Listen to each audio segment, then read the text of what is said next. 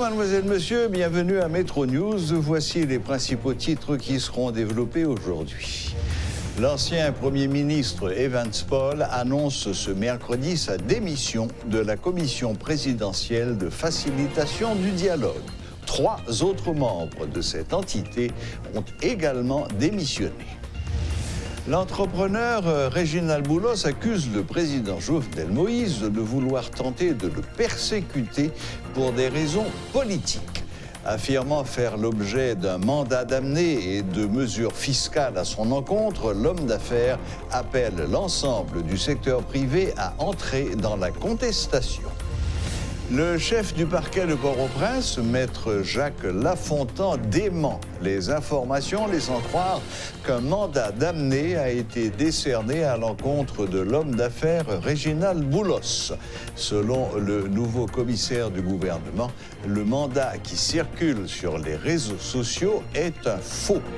Haïti continue d'avoir besoin du soutien de la communauté internationale et des Nations Unies, selon le secrétaire général adjoint aux opérations de maintien de la paix, M. Jean-Pierre Lacroix, le représentant d'Haïti, Patrick Saint-Hilaire, et les représentants de plusieurs États qui ont fait remarquer que la transition vers le Bureau intégré des Nations Unies en Haïti, BINU, s'effectue dans un contexte difficile.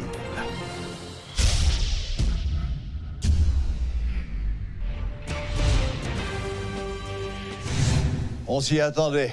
Evans Paul vient de remettre sa démission de la commission présidentielle de dialogue.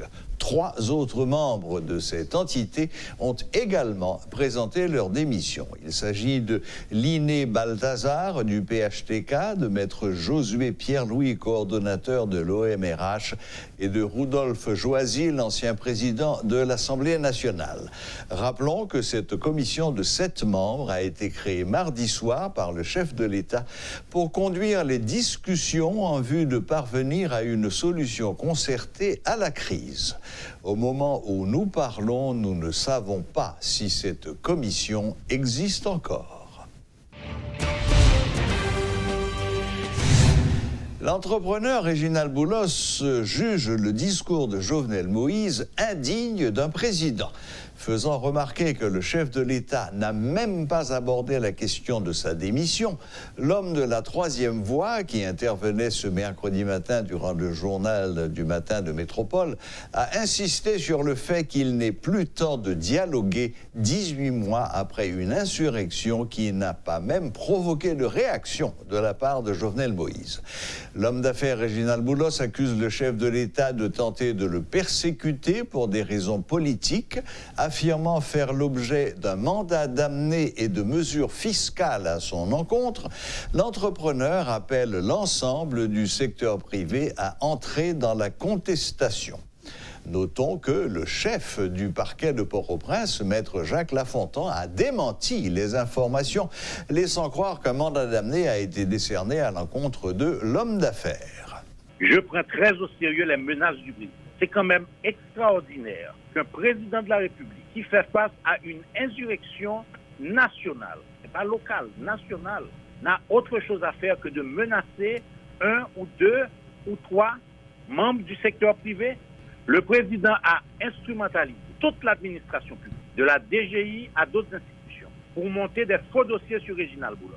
J'ai reçu il y a 3 ou 4 mois une mise en demeure de la DGI pour des bordereaux qui étaient complètement payés. Et sur cette base, j'ai assigné la DGI il y a 2 semaines pour 50 millions de gourdes. Il y a d'autres institutions. Et je viens de recevoir, pendant ma palavre là, par contre, s'il vrai, s'il faut, je viens de recevoir un mandat d'amener signé d'un substitut de gouvernement que personne ne connaît. Mais il semble avoir le sceau du parquet. Donc, voilà un pouvoir qui s'est mis en face d'un citoyen qui paie cet acte, qui respecte la loi, qui n'a jamais été impliqué dans quoi que ce soit. Parce que tout simplement, pour une seule raison, ce citoyen a décidé de créer un mouvement qui pour défendre le peuple haïtien aujourd'hui. Avec le peuple là, mi-temps peuple là, m'accompagner peuple là.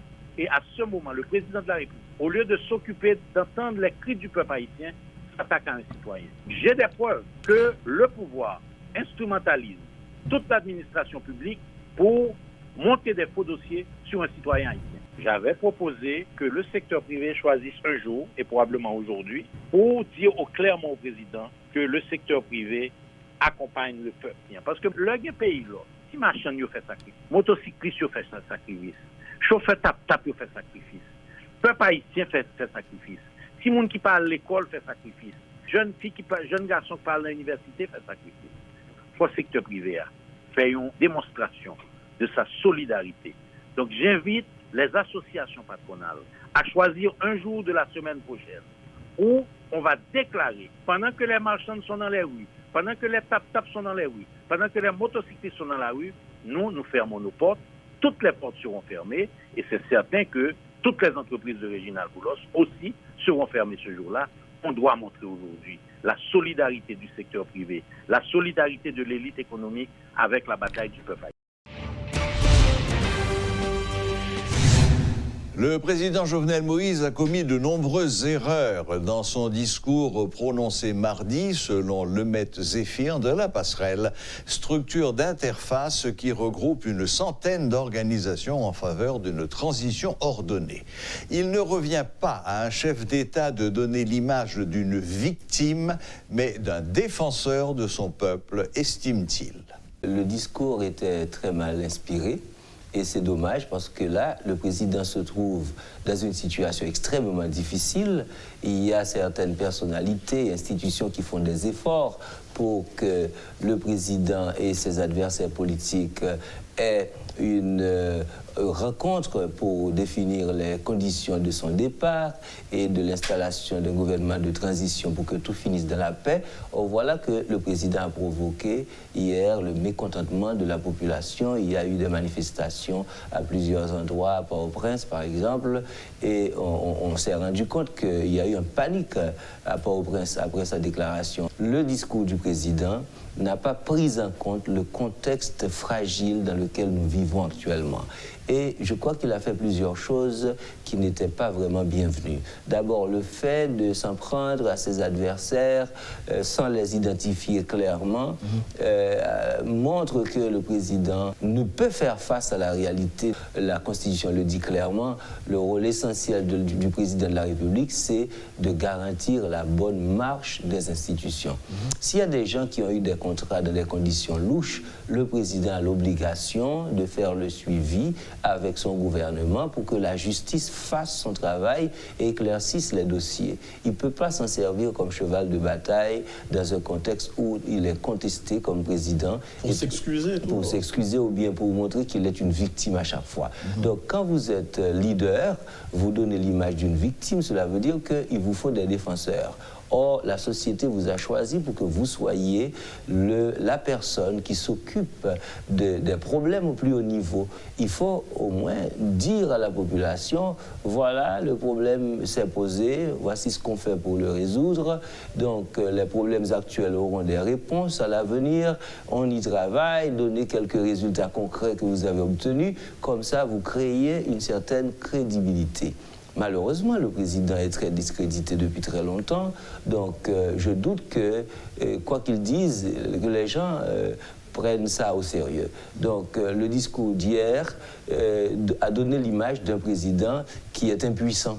Et qui essaye de s'excuser en venant avec des détails qui n'ont aucune cohérence et qui n'inspirent pas confiance. Je crois que le président a montré une certaine faiblesse, même en tenant un discours apparemment ferme, mais ce discours-là était inapproprié et a plutôt fragilisé sa crédibilité, a créé beaucoup plus d'insécurité chez les gens en termes en rapport avec sa capacité de gouverner et de résoudre les problèmes. Les membres du Conseil de sécurité de l'ONU ont exprimé mercredi leur inquiétude pour l'avenir d'Haïti qui s'apprête, après 15 années, à vivre pour la première fois sans mission de maintien de la paix. Le secrétaire général adjoint aux opérations de maintien de la paix, M. Jean-Pierre Lacroix, le représentant d'Haïti, Patrick Saint-Hilaire, et les représentants de plusieurs États ont indiqué que la transition vers le Bureau intégré des Nations Unies en Haïti, BINU, s'effectue dans un contexte difficile, marqué par une crise multidimensionnelle qui associe l'impunité, la corruption, la violence, notamment celle des gangs, à une grave crise institutionnelle aggravée par une situation économique et humanitaire désastreuse. Dans un pays sans gouvernement depuis 7 mois, les tâches clés de l'exécutif, comme la conclusion d'un budget indispensable à la marche de l'État, restent dans l'impasse, a insisté Jean-Pierre Lacroix en présentant le dernier rapport du secrétaire général sur la MINUJUST. Le secrétaire général adjoint a évoqué un cercle vicieux par lequel l'insécurité alimente l'instabilité politique et génère une paralysie générale. Haïti continue d'avoir besoin du soutien de la communauté internationale et des Nations Unies, a-t-il constaté, assurant à cette occasion que la fin du maintien de la paix ne signifierait pas la fin des efforts de l'ONU pour honorer les droits des victimes du choléra et des atteintes sexuelles. Les membres du Conseil ont principalement insisté sur 2 urgences pour résoudre toutes les autres: la formation dans les plus brefs délais d'un nouveau gouvernement et le renforcement de la police nationale haïtienne pour garantir l'ordre public et institutionnel. Une quinzaine d'étudiants observent depuis dimanche une grève de la faim pour réclamer la démission du président de la République, Jovenel Moïse. Ces grévistes, issus de diverses entités de l'Université d'État d'Haïti, UEH, et de l'Université publique de l'Artibonite au Gonaïves, sont dans une salle de la Faculté de droit et des sciences économiques à Port-au-Prince. Ils affirment qu'ils mettront fin à leur mouvement lorsque le chef de l'État présentera sa démission.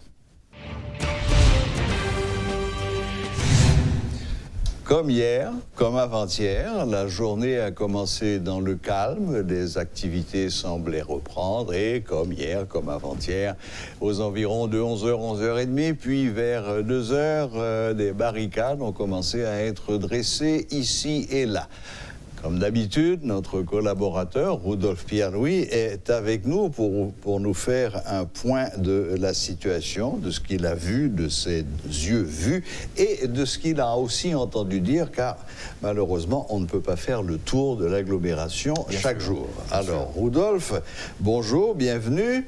Qu'est-ce que vous pouvez nous dire de cette fin de matinée, de ce début d'après-midi ? Dans la matinée, il y avait une reprise des activités, notamment dans la commune de Pétionville, mais au niveau de Delma 29, Delma 31, Delma 32, des barricades ont été remarquées, des barricades érigées avec de grosses pierres sur les 2 voies principales, des pneus enflammés. Donc, ces barricades empêchaient la circulation des véhicules, que ce soit public, privé. Seulement les motocyclistes en pouvaient circuler correctement. Mais à partir de Delma 40, Delma 48, Delma 75, il n'y avait pas de barricade, sinon aux environs de 2h, 2h30, certains protestataires ont tenté de mettre des barricades, ce qui n'avait pas perturbé totalement la circulation, parce que c'était seulement la voie qui menait à Pétionville, mais l'autre voie qui permet de descendre. Libre. Voilà, justement. Maintenant, à Pétionville, jusqu'à cet après-midi, il y avait justement une reprise des activités, le grand commerce fonctionnait correctement, les petits commerçants, les marchands ambulants. Donc il y avait un calme à Pétionville et il n'y avait pas de barricades notamment, sinon que quelques résidus de barricades au niveau du marché de Pétionville. À Bourdon, c'est le même tableau. Au Champ de Mars, il y avait justement des échauffourées parce qu'il y avait les funérailles de quelques militants qui, selon les protestataires, ont rendu l'âme pendant les mouvements de protestation. Maintenant, le cortège du président voulait se rendre au Palais national, selon les riverains du Champ de Mars, quand certains militants se sont dressés sur leur chemin, ce qui avait occasionné beaucoup de tirs. Selon les riverains du Champ de Mars, des agents de l'USGPN ont ouvert le feu et il y avait 3 personnes qui sont sorties blessées. un véhicule incendié. Donc c'était ça le tableau au Champ de Mars cet après-midi. Donc au Champ de Mars, ça a été vraiment chaud alors. Bien sûr, bien sûr. Maintenant, laissant le Champ de Mars, au centre-ville, le tableau est également différent parce qu'à Pétionville, il y avait une reprise des activités, mais au centre-ville, dans certaines zones, c'est quasiment déserte, il n'y a pas d'activité. Et on sent que les gens qui sont dans les rues ne veulent pas rester. C'est comme si ils ont l'impression que dans peu de temps ou d'un moment à un autre, il peut y avoir des débordements. Donc les gens ne voulaient pas trop rester dans les rues. C'était des zones quasiment désertes au centre-ville. Maintenant, à Delma, il y avait justement les funérailles d'un autre... Enfin, les funérailles entre guillemets, les funérailles symboliques ou les funérailles avec cadavre. Symbolique. Non, pas symbolique avec cadavre, ou on peut dire à la fois symbolique ou avec cadavre, parce que c'était quelqu'un qui s'appelait Badou. Ses partisans voulaient aujourd'hui symboliquement marquer cet instant. Donc il y avait les funérailles de ce citoyen qui avait occasionné bien sûr une manifestation improvisée, une manifestation qui n'a pas eu grand impact sur la circulation. Donc c'est seulement les deux funérailles au Champ de Mars et à Delma. Au Champ de Mars, il y avait des échauffourées. À Delma, il y avait une manifestation improvisée. Mais mis à part ces deux événements, la journée dans certaines zones de la capitale était plutôt calme. Mais sur Delma, vous m'avez parlé des barricades à 29, 30, 31, etc. Est-ce qu'à cette occasion, il y a eu des affrontements avec la police? Au niveau de Delma. Il n'y a pas eu 32, 48. Non, il n'y a pas eu d'affrontement, mais on a remarqué quelques patrouilles de police qui sillonnaient les différentes rues à Delma, ce qui n'a pas empêché que les protestataires qui voulaient exprimer leur colère en plaçant des barricades, donc c'était le cas.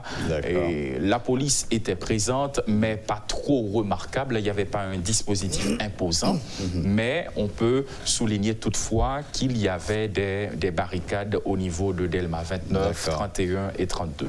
Maintenant, pour votre information, j'ai reçu, je ne sais pas si vous l'avez reçu vous-même, une vidéo très impressionnante d'une manifestation qui était en cours aux environs de début d'après-midi à Carrefour. Apparemment, les gens venaient de ce qu'ils appellent le Route-Sourail, le Route-Rail, et la vidéo était faite au niveau de ce pont,